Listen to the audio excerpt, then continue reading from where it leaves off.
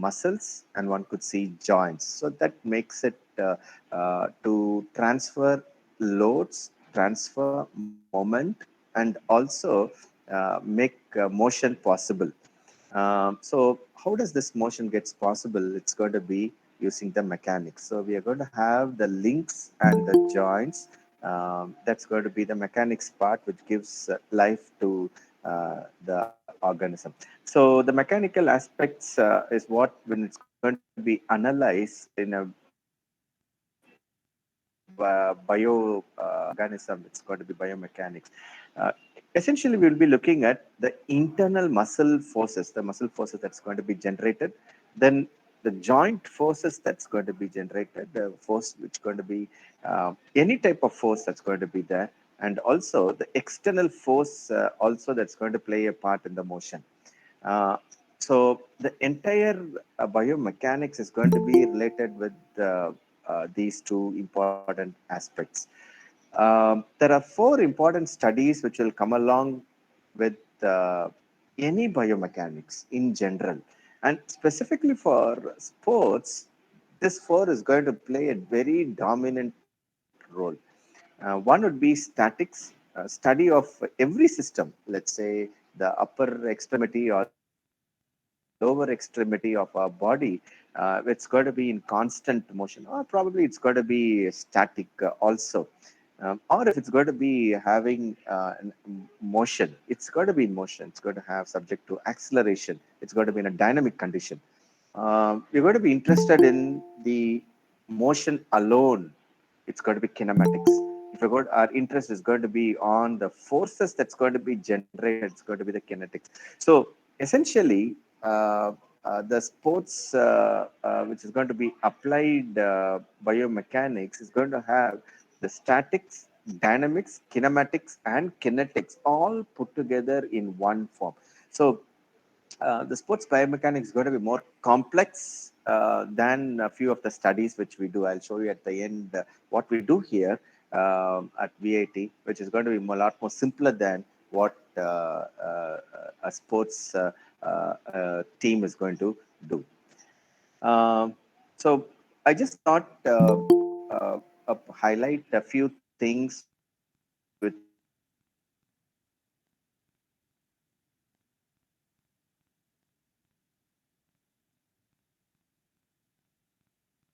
will make us to appreciate why also. We could see the cyclists here. So these cyclists, three important things is going to be important. Probably the sequencing in which they're going to do, okay, and the timing in which they're going to do, and could see all the cyclists have oriented themselves at certain direction. So in the dynamic situation there, they're going to control the wind forces, which is going to be the external forces, which we could call it as aerodynamic forces, um, with the physiological motion that's going to be accompanied when they're going to do the action of driving the cycle through the track. So is there any significance of having such a kind of sequence and shape there? So that's going to play a major role with the outcome of the motion that's going to be there for the cyclist. So the kinematics of this cycling is going to be the form and the technique that's going to be evolved for the sport is going to become very, very crucial. Let's take a golfer. For a golfer, you could see the amount of velocity of your club you're going to have generated from your shoulder and from your elbow. That's going to be passed on to when they're going to hit the golf ball. You know there's going to be the internal forces that's going to be generated, and how it's going to be transferred to the external medium that's going to be from the club to the ball. One could see again here how we could see the transfer of load from the ground to your knees. One could see the angle of the knee there,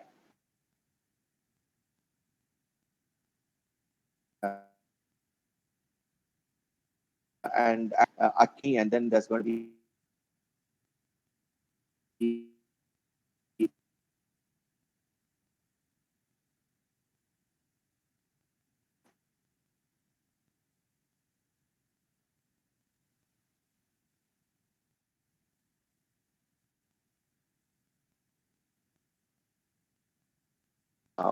not that kind of an acute angle there. And also the various muscle forces that's going to be acting, which to be transferred from probably the lower extremities to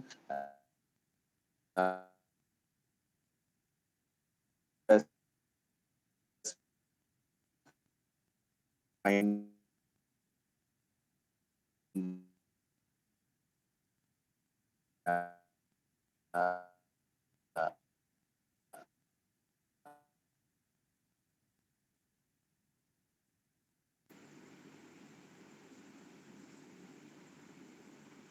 going to have motor behavior, let's say the every sports athletic training. Then we have how the training of the athletes is going to take place, and all those is going to be a study of the human movement. Sometime back we had the opportunity to discuss with one of the Canadian, and she belong the kinesiology department in one of the universities there, and we were amazed to see how the motion is going to be very important for a rehabilitation of athletes. One, we talk about training of athletes, how the motion is going to be important, and how for rehab also it's going to be very important aspect. Then comes the sports medicine. Sports medicine also, it's one of the very important segments which takes the biomechanics as a very important segment, and it also takes the clinical and the scientific aspects of the exercise and the sport. The reason why I pulled in this from Susan Hall was all the three works together. We have probably the therapists going to be there. There's going to be mechanic specialists going to be there, and also people who would be working on kinesiology also. So there's going to be interdisciplinary effort, a single purpose to improve the sports person's life. The biomechanics is going to be sort of a nerve center to do quite a lot of things for a sports person. So what is the question? What's the question that needs to be answered by the biomechanics? For example, we could see a weightlifter who is lifting the weights. So, uh, so what lifting kinematics? Okay, and they call it as techniques. In the sports person terms, it's going to be called as techniques. So for us biomechanics application users, it's going to be kinematics, can minimize the stress. So when we look at it, we look at where is going to position his hand. And with respect to the shoulder and with respect to the elbow, how it's going to be displaced, what's going to be the distance between them. So we look at what's going to be the moment arm there, what's going to be the moment force that's going to be created. And from there, we would be looking at what's going to be the load that's going to be generated by the erector spinae muscle. That's one of the muscles, main muscles of your back spine. Quite a lot of muscles are going to be there.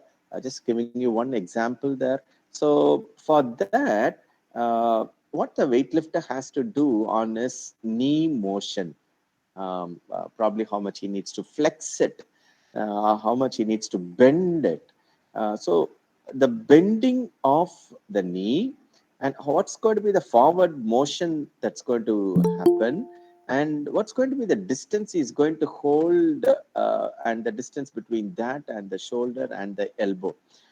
That's going to be crucial for him, not just lift the maximum weight. So the weight also is going to be computed into the moment force that's going to have be there. Um, so one can understand it's just not lifting X weight by the weightlifter. It also involves two important things which we'll be looking at as probably from the sports biomechanics interest: qualitative studies and quantitative studies. So this qualitative studies probably on the posture side, all there could be some reflections there. But from the quantitative side, as a biomechanics, I would be interested when the weight is going to be increased. What's going to be the load transfer that happens probably the shoulder joint and the muscles going to be transferred to the spinal muscles, and from there how much should be the flex that should happen in your knees, and how much he has to bend, how much he needs to come down. When that is going to be inculcated, then that reduces the stress that's going to happen on the disc of your back spine.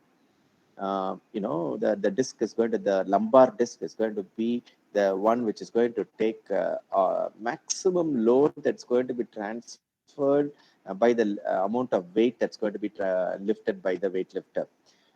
Now we can understand as biomechanics, we will be able to give those details to the weightlifter, and he would be able to make an intelligent and a smart way to handle the entire process. So it's not going to be his own, let's say, thumb rule based on experience, okay, or probably just like that his own strength, okay. Probably he may have good mental strength. That's important. But then we are making him smart, okay. The biomechanics making him smart, where you need to hold, how much distance you need to have between your both the hands, okay, how much you need to flex your knee, okay. So this will also help him to avoid important thing, injury, okay. This is one question probably from one example. This is a classic thing I think all of us would have seen over a period of time. You see, in our time, we had jaunty roads. Okay. I don't know. Recently, I have not been following cricket so much. I think there are quite a lot of good fielders available there. So you could see here a bowler. I don't know what's the name of this bowler. If someone could prompt, it'll be nice. But here you could see the amount of stretch the bowler goes on to take that return catch, okay. And uh, he needs to know when he's going to stretch himself, okay. You're going to have the entire muscles going to be there in tension, okay. So there's going to be tensile forces, reaction forces going to be there across the entire shoulder and the stretching hand. Um, so he needs to now make sure that it's going to be transferred. See, it's going to be in air. It's not to be grounded. Okay, so someone is for a weightlifter, we found that he's grounded. Okay, so some force is going to be transferred through the lower extremity to the ground. Okay, but here you'll find he is in air. He is completely in air. Okay, so there's no load transfer that's going to happen from the body to the uh, to the any other place. Okay, so if there's going to be so much of stretch which is going to be there, there are always chances of injury happening. So you could they are trained by probably the information is given to the therapist. and the trainers to tell them for these situations, okay, how they need to uh, uh, uh, have the stretch catch scenarios. So all these are all played out. For example, even the American baseball, they have training where when they go to catch it, okay, how they need to fly and which way they need to fly and how much they need to bend their knees. You could see here, I appreciated when I saw this figure, you could see that you could see him having flexed his knee there. Okay, and you could also see how he stretches one hand. Okay, the other hand also you see how the it's bent. Okay, and also you could see how his neck also is going to be oriented. Okay, so the forces from the neck to the shoulder to the knees. Okay, you could see that you see an angular thing also. So this also makes it possible for the bowler to take this catch efficiently. Okay, so these are all now taught. For instance, a few years back, most of the cricket teams had Australian biomechanics. Yeah. Okay. So these Australian biomechanics trainers, they were all trained in all the forces at various scenarios. So there will be a specific person to train people, the players on the fielders itself. So someone is going to do the fielding, someone is going to do the bowling action. You'll have separate people trained who would be able to give them guidance on what's the motion they need to do. So you could see here again, there's going to be the motion which is going to be helpful, or trying to have the technique which is going to be there to minimize the mechanical stresses at these joints. That's very, very, very important. At the shoulder joint, at your elbow joint, at the knee joint, we are interested to look at what's the degrees of freedom at these joints.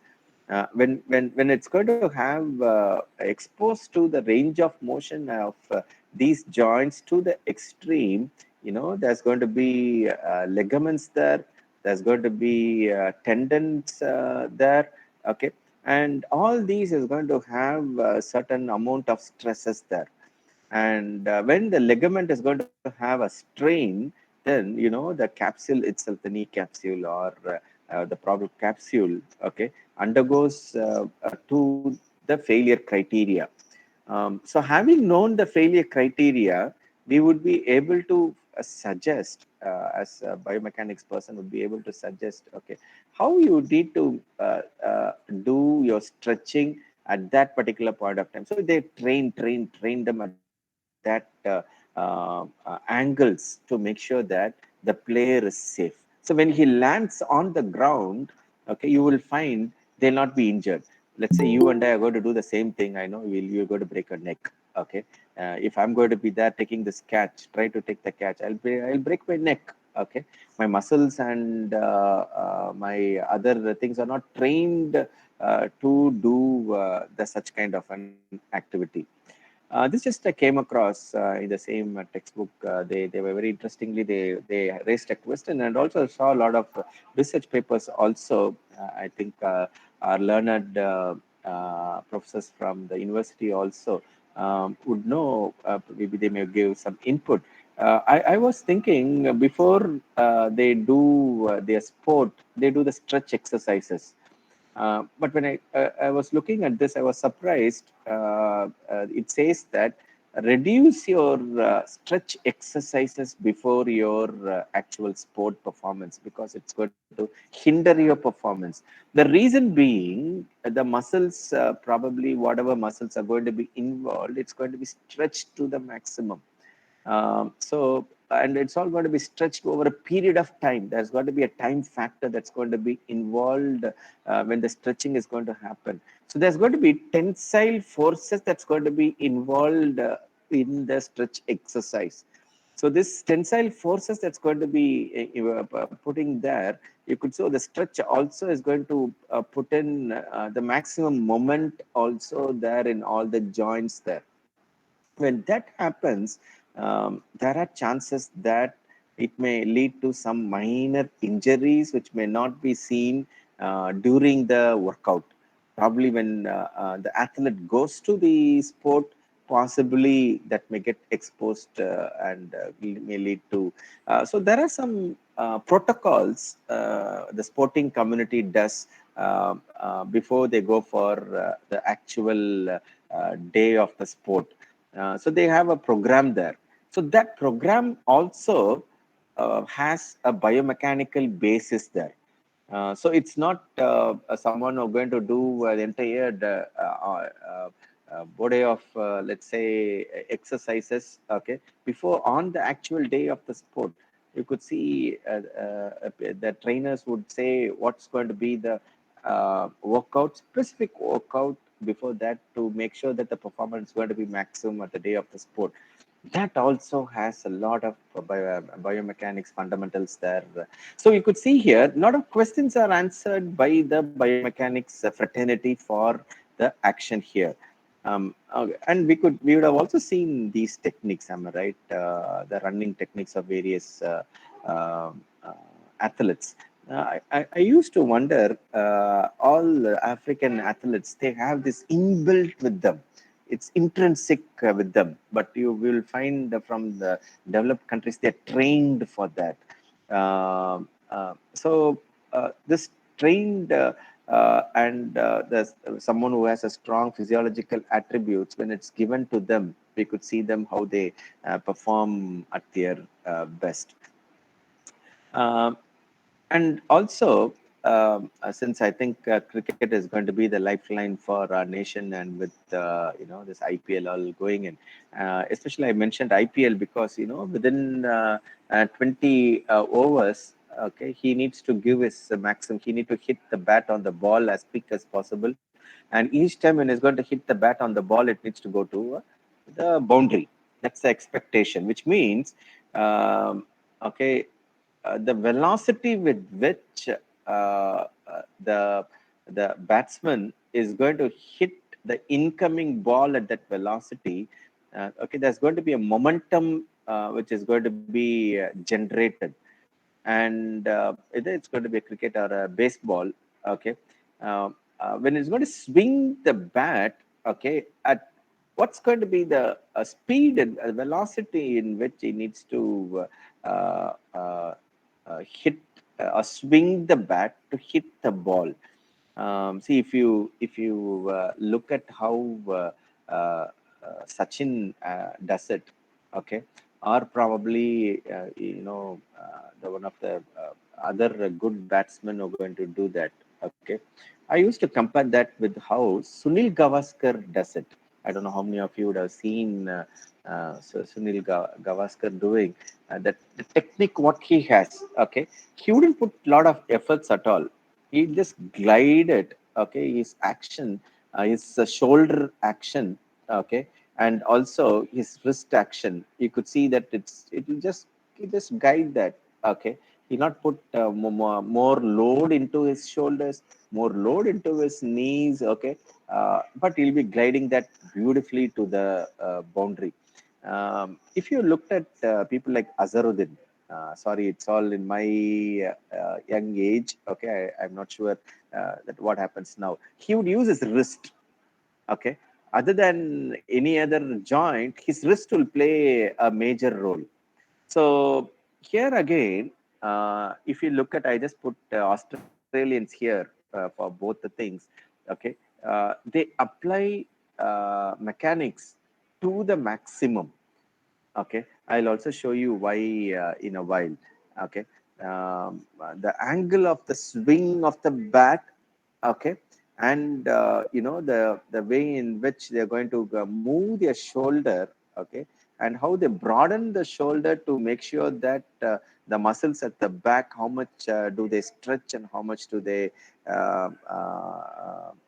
which they do not stretch, also is going to play a very major role. So as I said, there's going to be some qualitative suggestions and some quantitative numbers which a biomechanics person can give. Okay, so I say you got to have speed, you had your technique and strengthening the muscles, all those fine. Okay, but uh, um, biomechanics would be, people would be able to say, okay, for a given BMI, okay, what's going to be the height of the person, the mass of the person, okay, what's going to be the speed, okay, the probably all the numbers, what's going to be involved, okay, for a weightlifting person, for if he's going to lift this particular weight, okay, how much should be the length he needs to hold on the bar. So the numbers can be directly given by your biomechanics, okay, person. So you may ask, will they be able to calculate when they do the actual sporting thing?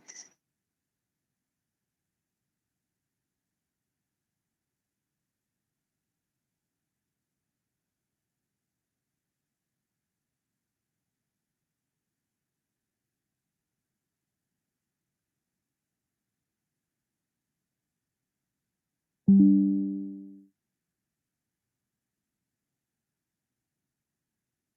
biomechanics can play a very major role there. Okay, how he needs to move his ankle. Okay, so the distance between the ankle and the bat thing. Okay, so all those things are usually calculated by these trainers. Okay, and they train them specifically. That's the reason why you have a batting coach, then you have a batting trainer, a bowling trainer, a fielding trainer. All those are specialists.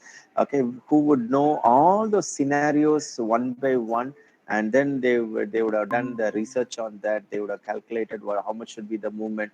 They'll do a study for every individual sports person who's going to be part of the team. So all the trainers, okay, they would always have this qualitative observation on the posture, the ergonomics, all that. Also, one of try to give advice on the technique. I just came across this also in one of the standard textbooks where they talk about the steps that needs to be taken for a qualitative analysis. I think there's more of a theoretical thing, which is done by any of the biomechanics. Okay, so my interest is more on the quantitative problems. Okay, so we usually try to understand a given scenario very carefully and gather as much quantitative information. For instance, what's going to be the weight of the bat, okay, or weight of the racket, okay, or what's going to be the length of the racket, um, or if it's going to be, let's say, if it's going to be a golf thing, okay, what's going to be the length of the golf. So we gather all those geometry details, the weight details, and all that. Okay, from there we can do and solve for the other options. Okay, then we'll be able to do a simple mechanics diagram. So when you're able to do the simple mechanics diagram, okay, we could put our whatever is going to be the related formulas associated, basic physics formula, then apply that to the problem statement and the information which we have generated, which will be helpful for making the inferences. So, you know, when it's going to give numbers, then it becomes really easy for people to make protocols, various protocol that's going to be there. So usually in any application, in any biomechanical application, we have this 9 fundamental principles. We'll see a few of this probably in a little bit of videos also. The force with respect to the motion, and will go along with any sport there. Probably the motion of each joint is going to be different. probably each segment is going to be different. And the force versus time also plays a very major part. Okay, for instance, if there's going to be a segmental interaction, okay, or possibly let's say we are having a basketball or a volleyball, okay, the way in which the ball is released from the player's hands, okay, at the direction in which it needs to be released, okay, so the time segment there is going to play a very major part. And third one would be the inertia. Let's say the basketball player jumps and then he nets it. Okay, sorry if I miss the exact words which the sporting community is going to use. So, but when he's going to jump, no, there's going to be an inertial action that's going to be there, and also, the kind of shoes they wear also, I think all of you will know it's going to play a major part. Okay. So the energy that's going to be absorbed by someone is going to jump, okay, and land, okay. So that's going to be calculated by the inertial forces. Then you have your range of motion for every of your joint, okay, and how the balance is going to become very important. Okay, if there's going to be, let's say, shooting of your ball in for your volleyball, for your basketball, or probably some let's say hitting your football, okay, so all those you're going to have a projectile from a human sports person. So that also is going to play a major principle. The physical principles, the physics principles are going to be applied when someone is going to be doing these type of sports. So there's going to be 9 important principles, okay, which we need to understand as someone who would study sports, someone who is doing sports, and some of us who are doing research on biomechanics. So I'll just show you a few examples to appreciate how it's going to be important. So this you could see here. I think this is called bowling, or probably the javelin. I think we have a very famous javelin specialist in our nation also. Okay, you could see the person here. Uh, the action of this particular person, I just want you to observe the direction of his elbow, okay, and also you could see his other hand, okay, and just look at the mouse pointer here, okay, how the transfer of load, the C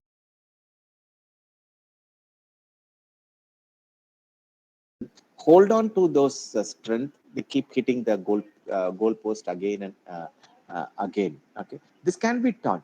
Okay, this can be learned. Someone, for instance, at a very young age, if someone is prodigy is found out, they train them. Okay, that's what many other countries also does. Okay, so the range of motion is something which is very important to be studied. Okay, with respect to probably the speed, or when you need to reduce the speed. Okay, there's a correlation. Okay, and the correlation between the force time and the range of motion. Okay, there are various ways by which we could study. So the sports university has a huge advantage here. The amount of the knowledge that's there among the professors there, the infrastructure that is available, okay, would be able to compute all this data for the trainers and for the sports person's performance. Also, you could see this guy using the maximum range of motion to the maximum to have whatever work he's going to do. Okay. See, for stability or the balance, okay, and this, okay, I just thought this is another sports person with whom I used to admire. Okay. you may wonder, these guys, these sports persons, is just their uh, training alone is going to be there. Okay, they do extensive biomechanical analysis of their motion. So when they're going to, from their start, okay, you could see the way in which it's going to be bending, how much is his upper extremity is going to bend, his neck is going to be bent. All those are all computed. Okay, the data is generated, data is analyzed. You could see the stretch here, the distance between the two legs. Okay, you could see how his forward bend happens. Okay, so they are taught all that. So with their inbuilt efficiencies, okay, they are taught all this. Okay, so that they are able to break all the records. Okay, uh, you could see each time when they land. Okay, and the gate which they're going to follow becomes very important for them to put their maximum performance. Okay, why is that? You could see everybody, they raise their neck at some point of time. It's not happening immediately. Okay, uh, so they are taught and all that. Okay, at which point of time they need to lift their head mass. Okay, so there are uh, other instances which they are taught to them. Okay, all again, I'm coming back to the principles, basic principles, which are making sure that, okay, they don't lose the balance. Okay, so the muscle actions, the body segment motion, all is going to be there on a continuum. Okay, and the between the high forces and the low force, high speed. Okay, the simultaneous actions that's going to be involved, the sequential actions going to be involved, all those combinations of motion that's going to be involved, all that can be looked at very closely, and that can be communicated to the sports person.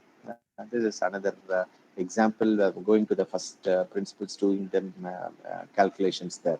The last one, before wind up, is the last one, and also I've just put Muthaiya Muralidharan here, one of the famous spinners, but also I want to pass on the tribute of Shane Warne. Um, I haven't put his picture, but also he's one of the famous bowlers who just passed away too early. He is someone, a very intelligent person who did. Okay, but why did I put Muthaiya Muralidharan here? Okay, uh, you could see here he has motion which gives this leg spin. Okay, a different variety. Okay, when he is able to tweak tweak his a hand. Okay, and is able to generate the rotation that is going to be required. Okay, to generate that particular leg spin, and Shane Warne was very good at that. Now, why I put Muthaiya Muralidharan? Because his action was questioned. Okay, there's the rules of the game are going to be there. So they did an extensive biomechanical studies on his motion. It was done in an Australian lab, and he was, a little bit of his actions were corrected. I think the angle of his elbow or something was corrected, and then he became another important player. But then Shane Warne wasn't, naturally, you could see him using all this very successfully. And, he is someone who is very smart to use, get trained to put those balls, okay, the googly, which he does very smartly to take the maximum wickets there. Okay. So, what's the conclusion which I would like to give to the community today? Okay, see, biomechanics would be uh, essentially to increase the performance of any sports person. So, as a sports person, please communicate it to anybody you know that. Okay, get these principles right with the talent. Okay, and we'll have better understanding of every sport. See, for example, kabaddi is our local Indian sport, and a lot of other local Indian sport also. We could do a lot of basic studies and see how that can be improved. More than that, okay, the intelligence is added to the sport through these basic biomechanics studies. So it's going to give a support to the therapist to make the sport person to be a smart. See, that's what Messi or Cristiano Ronaldo or probably even sports people like Sachin, they become smart. Okay, they know that's the talent they have. Someone teaches them. Okay, this is what you need to do each time. They keep practicing that to make it very successful. Last but not the least, okay, the knowledge in which we do, it's going to reduce injury or completely avoid injury. You know, when sports person is going to do a sport, okay, we need to make sure that, okay, he is not going to be injured. See, that's going to be bread and butter for him. And if he's going to be injured, you know, it's going to be something which is going to lose his thing very early on. And the lifespan is very less. Okay, it's not going to be like any one of us here. Okay, his lifespan is very less. So at that lifespan, we need to see that he is increasing. So the role of each one of us, including myself, would be inculcating this to every Indian sports person at probably in every rural setup. We being here at this place, okay, we should be able to give this to the community, to a local community, to make sure that we make our sports persons smart and intelligent. Maybe just a little bit of what we do here at VIT Chennai. So I'm part of this Mind Research Unit here. So we do something more on the numerical side. We're not involved in the experimental part of it. I think the sports university has excellent best infrastructure in India, and they have really good faculty people and trained people also there. But our strength is going to be on the numerical side. So this is going to be a cervical spine. We do a lot of clinical studies. One of the studies which we did was if there's going to be all these mechanical devices that's going to go into how it's going to be its performance. So we put this biological loads and we do this study. This we do it with Medical College of Wisconsin and acknowledge Dr. Yoga and Dr. Yuvraj who did this work.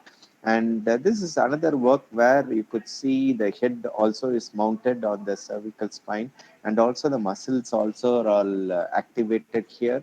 And this was essentially to see how the impact of putting a helmet, let's say a cricket person or a hockey goalkeeper, they wear the helmet there. So how much would be the effect of helmet during the movement of the neck?